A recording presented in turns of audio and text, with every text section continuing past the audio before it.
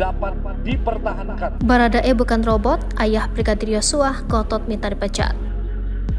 Keluarga Brigadir Yosua Huta Barat alias Brigadir J mulai merasa gerah dan kecewa dengan apa yang diterima Baradae alias Barada Richard Eliezer.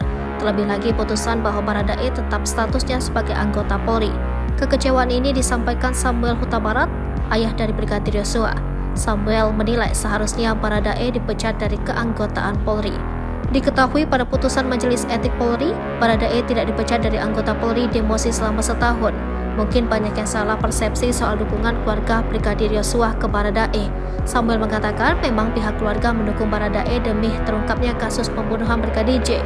Dukungan diberikan ke Baradae sebagai justice kolaborator, bukan untuk mendukung Baradae tetap sebagai anggota Polri. Dikarenakan Baradae tetaplah orang yang menembak Brigadir Yosua. Samuel menekankan bahwa Baradae itu seorang manusia dan bukanlah robot.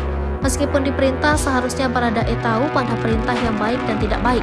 Bukan seperti robot bisa diperintahkan oleh operatornya untuk melakukan hal apa saja.